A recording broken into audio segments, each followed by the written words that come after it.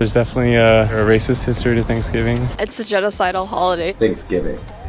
Lies. I don't buy it. So we headed to UT Austin to see who would be willing to step up, sit down, and change my mind. First up, meet Elizabeth.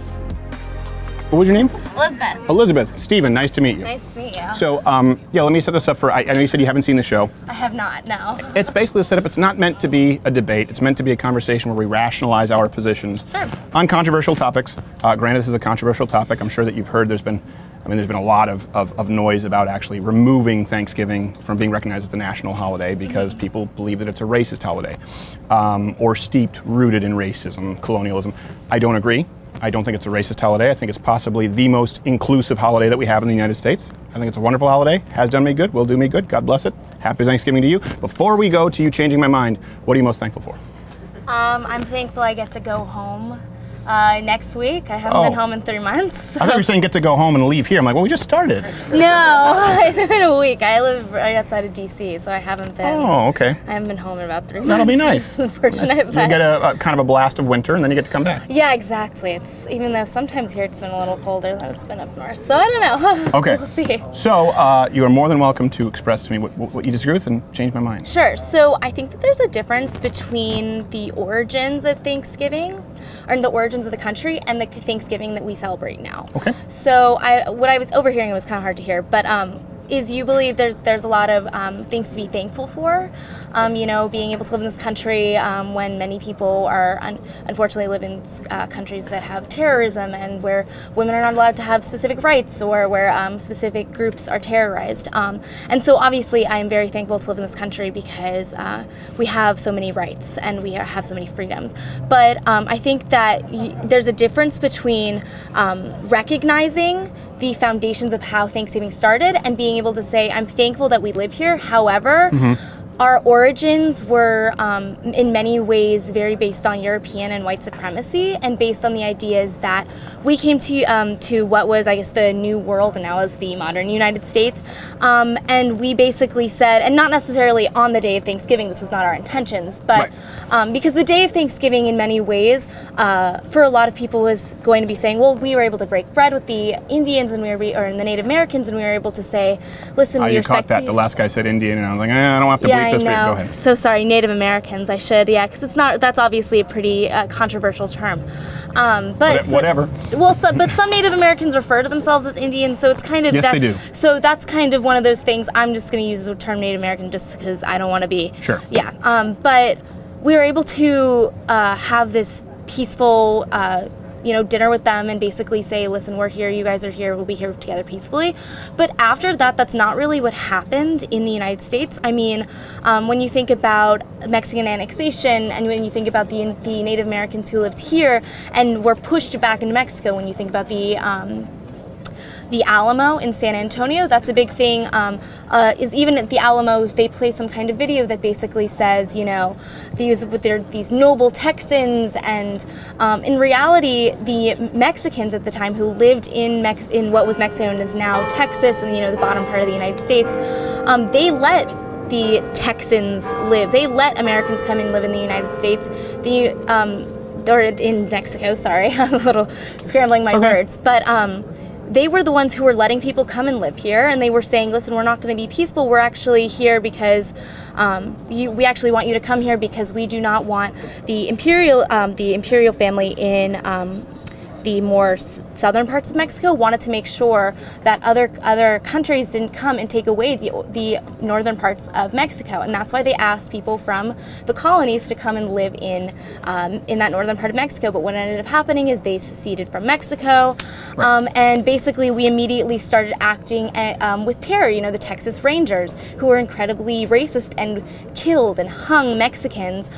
We have a lot of we have, you know, Christopher Columbus. That's another pretty controversial, like Columbus Day is a pretty controversial. Indigenous Peoples Day. Exactly. So another, you said Indian, Native American, it's Indigenous Peoples Day. Exactly. So Canada's First Nations. You're never going to get it right. Yeah, well, I'll try, but I do understand. Yeah.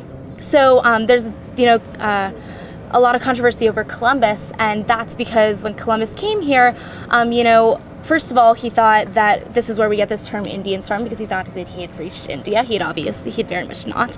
But he had treated the people with this air of European supremacy, because he, immediately went and raped women. He, killed people, and it was all this very big terror that obviously, I mean, this is different from the Pilgrims, who you are dressed up as, but it basically shows that a lot of this country's foundings is based on, and even if you separate the Pilgrims from, Christopher Columbus, it's still based on this idea that we thought that we were able to go and conquer a land and say, listen, we know that you live here, and even if we're going to give you stuff, it's that we think that we have the right to take over somebody else's land, and that we have the right. And this is a lot of what we've done over the years when it came to the post-World War II and with communism, is that we decided that it was necessary to go and save other countries from communism.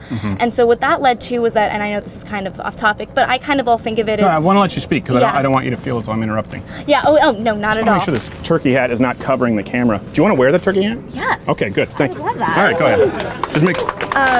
Just make sure you give it back. I will. We spared no expense. I hope this doesn't have lice in it. That would be... No, it does not. It's brand new from Dollarama. Go ahead. Oh, thank you. So a lot of what we did with communism is we were going to, especially these countries like Guatemala, and we were going in and we were giving them weapons, and we were giving them training on how to fight radicals who were pro-communism. And at the time, most people didn't know a lot about communism. And we also gave them STDs. I did not know that, but I'm glad that I can add that to... I'm just tossing on to all of the white American guilt, because then I'm going to disagree with you. No, I totally understand. But I'm not disagreeing. But glad I get to keep that into my brain, to add that into my knowledge station. It's true. Yeah. I'm not a conspiracy theorist, but that is one thing that actually I think Hillary Clinton publicly apologized for, that we knowingly infected. I believe it was Guatemalans with STDs. Yeah, and Guatemala, I've actually... which is horrible, wrong. Oh, it's awful. I want to make sure that I'm very clear. I'm not go STD. I'm just tacking it onto it, and then I'll say something that I'm sure afterwards you'll be horribly offended by, but I want you to continue. I don't think your wife would be happy if you were pro-STDs. No. So, yeah. No. But I definitely think, I've been to Guatemala a few times, and I definitely think that what a lot of the United States has done is we've taken our roots of European supremacy, supremacy. In terms of white supremacy, obviously where we are coming from was primarily white or Spanish, which can be considered more on the white side. They're on the white side of Europe. Sure. So I just think that a lot of our roots are based on white supremacy, and that modern day Thanksgiving, which is the Thanksgiving that you seem to be very adamant about, is that yes, that we should be very thankful for the people that we have around us. But it's actually not the case I was making. So can I? Oh, can sure. I jump in? Yes. Okay. I talked for a long time. That's okay, yes. I want to make sure that I'm not interrupting you. But no, what I was saying was specifically Thanksgiving is a specific day. You're talking about 1621. You could say a week. It was a week of feasting. Sure. In 1621, and then it became a federally recognized holiday by Abraham Lincoln in, I believe it was 1863, after the Civil War. And this was after the Emancipation Proclamation, and he said, you know what, we need a holiday to unify Americans, black, white, South, the Confederacy, the Union. Let's look back to this account that we have in history in 1621, where the early pilgrims with a Wampanoag, I always get the name wrong. Yeah, I think that's the best pronunciation. Those are the tribes that they came to when they came to an abandoned village that had been left by the French at that point.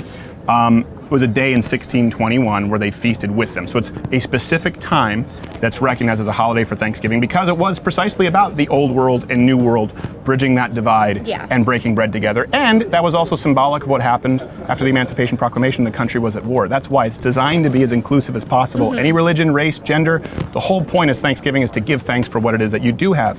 And it's important to remember too that there were 50 years of peace after that. Yes. 1621. So for a very long time. So what I am saying is that Thanksgiving, a lot of people say, well, it depends on what you think Thanksgiving is. No, it doesn't depend. There's historical documentation. This is why we celebrate Thanksgiving. Sure. It was this feast, 50 years of peace afterward. That's a wonderful thing. It's not racist at all. Now, if people then want to talk about, and you went through a whole list, I mean, you went all the way down to Texas Rangers. Yeah. At first I thought you were saying Walker, Texas Rangers. Like Chuck Norris has nothing to do with the early pilgrims, but you were going all the way through that. And this is what I see a lot of people doing. You did it to a more extreme example, going down to the Alamo. But people say, well, because afterward there were abhorrent acts committed, therefore that taints Thanksgiving. And what I am saying is, no, Thanksgiving is not exclusive in any way. It's actually designed to be inclusive it's inclusive by design, and that sets a precedent which you would have to apply to every single holiday. From Christmas to Passover to Ramadan, any holiday, because you could say, well, after Christmas, they crucified Jesus, or there's the Spanish Inquisition. You could go through the atrocities that obviously, Jews are not blameless either, and of course, they've been the victims. This happens throughout society, where people are sometimes they're the nail, sometimes they're the hammer.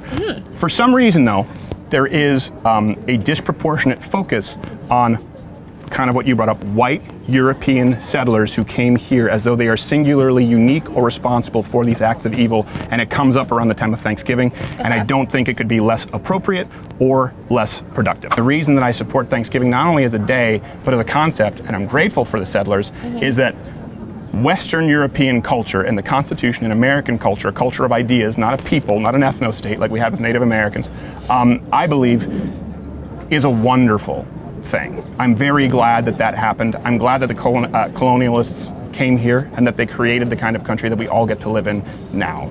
I'm okay with it. And I think they are singularly unique and responsible for ending acts of barbarism and evil across the world that the Native Americans continued and were continued in continents to the globe, many places to this day. So I don't think you can hold them accountable as being the only people who need to mourn their acts of evil. I think instead they should be praised and held accountable for the fact that they are singularly unique in stopping a lot of that. But don't you think they should also be held accountable for the atrocities that they have? I think no one's been held more accountable than they have. I mean, I think that there have been, I've been to like Germany, and they have entire museums, thousands of museums. Like, it just seems like thousands of monuments, museums, talking about the Holocaust. I think Germany sucks. Germany went to war with the entire world twice. Yeah. Well, Germany and allies, but yeah, I mean, that's... The Axis, yes. Yeah. But that gets to cultural relativism. We see them as the axis of evil. They see us as the axis of evil. Difference is, we weren't the ones gassing Jews. So I say that objectively, they were the axis of evil. What we've done, and to this day, is we have basically put Native Americans to the side, and we've put other ethnicities to the side, and we've basically said, if you want to live in our society, you have to assimilate yourself, and you have to learn how to become a true American. And what does that mean? I have literally no idea what it means to be a true American, because our country is literally based off of immigrants. And so the fact that today we don't even live in a world where we live in a world where people believe that English should be the national language, and where entire populations are, told that they aren't American enough because they speak Spanish, or because they don't, talk or look or dress like they're American, and there's no real definition. I'll tell you what a true American is. A true American is someone who, this is the beauty of being American, and I think you conflated two things. You said we cast aside Native Americans. We didn't. Most of them assimilated, most of them willingly, some of them unwillingly. We didn't cast aside minorities. We freed them, and then we said, let's have a national day of Thanksgiving and let's celebrate this in unity. We didn't cast women aside. We gave them equal rights, and then said, okay, we made progress. Progress happens in stages. Years of I know, as opposed to the thousands of years of Native Americans. Good luck on them getting the women right to vote. So I don't think, you say we cast aside natives, we cast aside all these people. None of that is accurate. None of those things are accurate.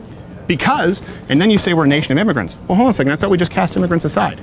Neither one of those things are true. Neither one of those things are true. The truth is that unlike Native Americans who wanted an ethno-state, and by the way, an extreme example because they wanted only their tribal bloodlines to continue, and you see this in other countries across Africa, you see it across the Middle East, being a true American is subscribing to a set of ideals, and those can be found in the Declaration of Independence and the Constitution and the amendments therein.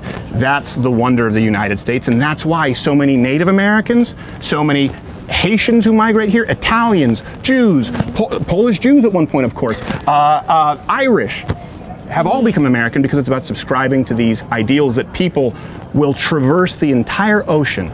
They will brave the stormiest seas to try and willingly assimilate to American culture. And I'll leave it on this note, I believe that's because it is superior, and we ended evil to a degree that has not been seen before the United States. Doesn't mean that we're perfect. And that's why I love Thanksgiving. And I'm grateful that we both live here, and I'm grateful that you wore the hat